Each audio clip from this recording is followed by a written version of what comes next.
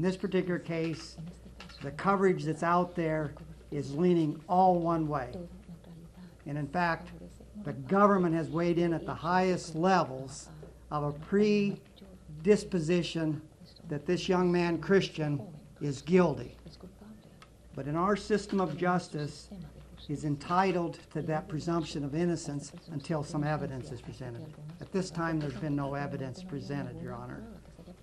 And so we're urging the court to prevent the cameras from coming in here, which possibly could show some sort of bias or prejudice, and get it into this political controversy of portraying Cristhian as something that he isn't. Reasonable alternatives have been established, including limiting media coverage to one video camera and one still camera. Mr. Rivera, you have been charged with murder in the first degree in violation of Iowa Code Section 707.2 sub 1 sub A, a Class A felony. As will reasonably be able to retain legal counsel. Next, you have... We are urging the court to be fair to Cristhian with his rights, including his bond. And I have great respect for the court and Your Honor that you will protect those rights, and so we ask you to do that.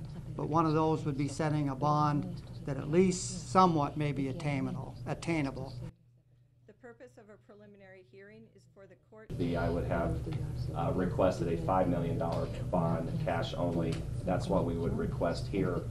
We think it is appropriate given the severity of the charge, his immigration status, at least as it's been described to me, and the fact that what he's accused of obviously is a very heinous crime, and certainly the safety of the community should be foremost in the court's mind whenever setting bond. So that's what we would request, that bond be set in the amount of $5 million cash only.